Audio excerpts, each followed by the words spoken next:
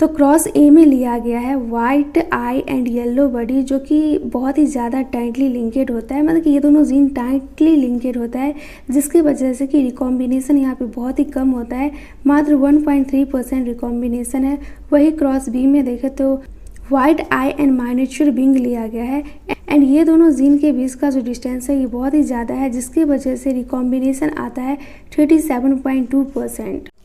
Next दिया गया कि मॉर्गन के जो स्टूडेंट थे वो अल्फ्रेड स्टर्टिवेंट थे। इनके द्वारा यूज़ किया गया फ्रीक्वेंसी का, इसका सिंपल मीनिंग ये है कि दो जीन है, अगर उसके बीच में ज़्यादा डिस्टेंस होगा तो रिकॉम्बिनेशन ज़्यादा आएगा, जैसे कि देख सकते हैं 37.2%। एंड दो जीन के बीच में डिस्टेंस बहुत ही कम है तो वहाँ पे रिकॉम्बिनेशन बहुत ही कम आएगा, जैसे कि 1.3%। तो इसके बेसिस पे हमें पता चलता है कि कितना ज़्यादा किसके बीच में डिस्टेंस है। तो उसी के बेसिस पे स्टर्टिवेंट जो थे वो मेज़र कर लिए दो जीन के बीच का डिस्टेंस एंड उसको क्रोमोसोम पे मैप कर दिया, मतलब कि क्रोमोसोम पे बता दिया कि कौन सा जीन किस पोजीशन पे है।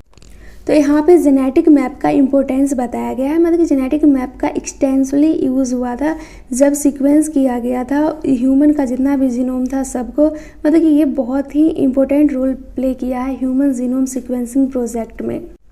अब इसमें ये क्रॉस में बताया गया है कि किसमें हाई रिकॉम्बिनेशन होगा एंड किसमें लो रिकॉम्बिनेशन हो गया। तो पहले ये पढ़ लेते हैं। ये डाईहाइब्रिड क्रॉस है जिसको कि मॉर्गन के द्वारा कंडक्ट करवाया गया है। क्रॉस ए में लिया गया है gene Y and W and cross B में जीन लिया गया है डब्ल्यू एंड एम एंड यहाँ पे डोमिनेंट टाइप का जो एलील होगा जहाँ पे पॉजिटिव साइन होगा, मतलब कि दोनों एलील पे पॉजिटिव साइन होगा तो वो डोमिनेंट हो जाएगा। एंड फिर बोला गया कि स्ट्रेंथ जो लिंकेज का है वो बहुत ही ज़्यादा है वाई एंड डब्ल्यू में, क्योंकि ये दोनों के बीच में डिस्टेंस कम है एंड डब्ल्यू एंड एम के बीच में देख सकते हैं डिस्टेंस ज़्यादा है। तो अब सिंपल ये क्रॉस ए है, तो क्रॉस ए में येलो बॉडी है एंड वाइट आई है। ये फीमेल के लिए है एंड मेल के लिए ब्राउन बॉडी है एंड रेड आई है। एंड फिर जो ये F1 जनरेशन आया, जब इसको सेल्फ क्रॉस करवाया जाता है तो इसमें पेरेंटल कॉम्बिनेशन जो होता है वो 98.7% आता है एंड रिकॉम्बिनेशन आता है 1.3%। वही क्रॉस बी में देखें तो यहाँ पे दोनों जीन के बीच में डिस्टेंस बहुत ही ज़्यादा है, तो ये F1 प्रोजेनी आया। तो F1 प्रोजेनी को सेल्फ क्रॉस करवाया जाता है तो यहाँ पे पेरेंटल टाइप आया वो 62.8% आया एंड रिकॉम्बिनेंट टाइप जो है वो 37.2% आया। तो ये सब है F2 जनरेशन, ये है F1 जनरेशन। ये सब को क्रॉस करवा के टाइम वेस्ट मत करना, क्वेश्चन नहीं हो जाता है, बस ध्यान रखना। वाई है तो वाई को बोलेंगे yellow body colour and W है तो बोलेंगे वाइट आई कलर, तो वही यहाँ पे लिखा है येलो वाइट एंड ये वाई प्लस है तो ये ब्राउन बॉडी है एंड ये रेड आई है। डब्ल्यू प्लस रेड आई होता है and Y plus brown body होता है। एंड यहाँ पे देख सकते हैं वाई प्लस डब्ल्यू प्लस है तो ये डोमिनेंट एलील हो जाएगा क्योंकि दोनों पे पॉजिटिव साइन है। तो यहाँ पे देखो वाइल्ड टाइप लिखा गया है, इसको वाई प्लस डब्ल्यू प्लस है क्योंकि ये डोमिनेंट हो जाएगा। एंड फिर ये येलो वाई एंड डब्ल्यू जो होता है ये येलो वाइट होता है तो उसको उसी टाइप से लिख दिया गया है।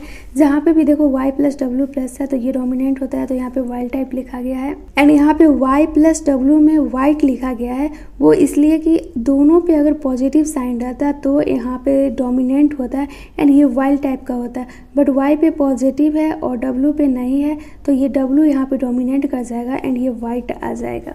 जहाँ पे भी यहाँ पूरा में देख सकते हैं जहाँ पे भी सिर्फ सिंगल एलील पे प्लस का साइन है तो वो डोमिनेंट नहीं कर रहा है, जिस पे साइन नहीं है वो डोमिनेंट कर रहा है। ये y जो है वो डोमिनेट कर जा रहा है। फिर यहाँ पे y प्लस डब्ल्यू है तो एक ही एलील पे साइन है तो ये यहाँ पे w डोमिनेट कर जा रहा है।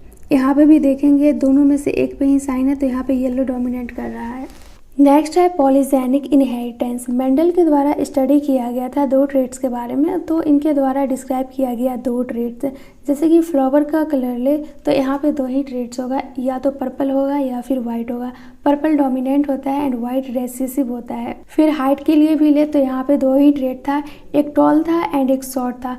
बट प्लांट सिर्फ शॉर्ट या टॉल नहीं होता है, मीडियम साइज का भी होता है। तो यहाँ तक बताया गया है मेंडल के बारे में। मेंडल के अकॉर्डिंग देखें तो वन ट्रेट को वन जीन कंट्रोल करता है, मतलब कि हाइट टॉल है तो इसको एक जीन कंट्रोल करेगा। बट यहाँ पे बताया गया कि एक ट्रेट को more than one gene control करता है, तो उसी को पॉलीजेनिक ट्रेट्स बोलते हैं। मल्टीपल जीन तो कंट्रोल करता ही है पॉलीजेनिक ट्रेट्स को, साथ में इन्वायरमेंट भी कंट्रोल करता है। यहाँ पे एग्जांपल दिया गया है human skin colour. Human skin colour जो है ये पॉलीजेनिक ट्रेट है। इसमें जो फेनोटाइप रिफ्लेक्ट होता है इसमें कंट्रीब्यूशन रहता है इच एलील का, एंड इच एलील जो रहता है वो एडिटिव नेचर का होता है। अब ये सब को समझने के लिए यहाँ पे एज्यूम किया गया है 3 जीन है, A, B, C है, ये कंट्रोल करता है स्किन कलर को ह्यूमन में। डोमिनेंट फॉर्म जो होता है ये जीन का वो A, capital B and capital C होता है। ये जो कैपिटल A, B, C वाला जो होता है ये डार्क कलर के लिए रेस्पॉन्सिबल होता है। रिसेसिव फॉर्म जो होगा, मतलब कि ये small a, small b, small c जो होगा ये लाइट स्किन कलर के लिए रेस्पॉन्सिबल होगा। तो अब यहाँ पे जेनोटाइप देखें तो जेनोटाइप में ऑल डोमिनेंट है A, B, B, C, C। तो यहाँ पे जो स्किन कलर होगा वो डार्क होगा। रिसेसिव एलील रहेगा, मतलब कि small a, small b and small c रहेगा, तो स्किन कलर जो होगा वो लाइट होगा। देखो जेनोटाइप अगर capital A, small a, capital B, small b, capital C, small c रहता है, मतलब कि 3 डोमिनेंट एलील रहता है, capital A, capital B, capital C dominant allele हो गया, एंड 3 रिसेसिव एलील रहता है, small a, small b and small c recessive allele है। तो इसमें जो कलर आता है वो इंटरमीडिएट स्किन कलर आता है। ये ना ही डार्क कलर होता है और ना ही लाइट कलर होता है, ये दोनों के बीच का कलर होता है ये। एंड लास्ट में दिया गया है कि जितना भी टाइप का एलील रहता है वो सब कंट्रीब्यूट करता है डार्कनेस, वो डार्क स्किन कलर डार्क होगा या फिर लाइट होगा। कैपिटल A होगा तो स्किन कलर डार्क होगा, स्मॉल a होगा तो स्किन कलर लाइट होगा, एंड हाइब्रिड होगा तो स्किन कलर जो होगा वो इंटरमीडिएट ये दोनों के बीच में आएगा। नेक्स्ट है pleiotropy. Generally single gene affect करता है सिंगल फेनोटाइप को, बट यहाँ पे सिंगल जीन अफेक्ट कर रहा है मल्टीपल फेनोटाइपिक एक्सप्रेशन को। तो इस टाइप के जीन को बोलते हैं pleiotropic gene. Pleiotropy most cases में अफेक्ट करता है मेटाबॉलिक पाथवे को, मतलब कि जो जीन मेटाबॉलिक पाथवे को कंट्रोल करता है उसको अफेक्ट करता है, तो इससे फेनोटाइप चेंज हो जाता है। तो यहाँ पे एग्जाम्पल दिया गया है प्लियोट्रॉपी का, फिनाइलकीटोनुरिया, जिसको कि शॉर्टकट में PKU बोलते हैं। फिनाइलकीटोनुरिया होता है ह्यूमन में। फिनाइलकीटोनुरिया डिजीज होने का मेन कॉज ये होता है कि जो जीन कोड करता है इंजाइम फेनाइल एलेनाइन हाइड्रोक्सिलेज के लिए उसमें म्यूटेशन हो जाता है। जब ये जीन में म्यूटेशन हो गया तो अब ये इंजाइम नहीं बनेगा, मतलब कि फेनाइल एलेनाइन हाइड्रोक्सिलेज इंजाइम नहीं बनेगा। तो ये जो इंजाइम होता है ये फेनाइल एलेनाइन को कन्वर्ट करता था टायरोसिन में। जब ये इंजाइम बनेगा ही नहीं तो फेनाइल एलेनाइन कन्वर्ट नहीं होगा टायरोसिन में। जब ये कन्वर्ट नहीं होगा तो फेनाइल एलेनाइन जो है वो इंक्रीज़ कर जाएगा। इसके इंक्रीज़ होने के वजह से फेनोटाइपिक एक्सप्रेशन चेंज हो जाएगा, मतलब कि बहुत सारा डिजीज़ वगैरह हो जाएगा, जैसे मेंटल रिटार्डेशन हो जाएगा, हेयर रिडक्शन हो जाएगा, मतलब कि हेयर बहुत ज़्यादा झड़ने लगेगा, स्किन पिगमेंटेशन चेंज हो जाएगा। तो वही यहाँ पे बोला गया है कि सिंगल जीन एग्जिबिट करता है मल्टीपल फेनोटाइपिक एक्सप्रेशन। फिर से लाइट गया। नेक्स्ट है सेक्स डिटर्मिनेशन। पहले जो मैकेनिज्म ऑफ सेक्स डिटर्मिनेशन था ये पजल टाइप का था, मतलब कि पहले के जेनेटिक्स को समझ में ही नहीं आया। फिर जब एक्सपेरिमेंट किया गया इंसेक्ट्स पे तो वहाँ से थोड़ा इनिशियल क्लू मिलना स्टार्ट हो गया कि क्रोमोसोमल ही है जो सेक्स डिटर्मिनेशन में इन्वॉल्व है। फिर जब साइटोलॉजिकल ऑब्जर्वेशन किया गया इंसेक्ट का तो उससे डेवलप होता गया कंसेप्ट, मतलब कि साइंटिस्ट लोग का माइंड और ज़्यादा डेवलप करता गया।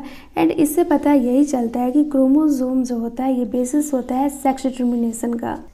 हैंकिंग के द्वारा 1891 में ट्रेस किया गया न्यूक्लियर स्ट्रक्चर। ये ऑब्जर्व करते हैं कि 50% स्पर्म रिसीव करता है ये स्ट्रक्चर को after spermatogenesis, and 50% sperm receive नहीं करता है ये न्यूक्लियर स्ट्रक्चर को। हैंकिंग के द्वारा न्यूक्लियर स्ट्रक्चर का नाम दिया गया था एक्स बॉडी, बट ये इसके सिग्निफिकेंस को एक्सप्लेन नहीं कर पाए। फिर और ज़्यादा इन्वेस्टिगेशन हुआ तो अदर साइंटिस्ट के द्वारा पता चला कि ये जो एक्स बॉडी है इसी को बोलते हैं क्रोमोसोम।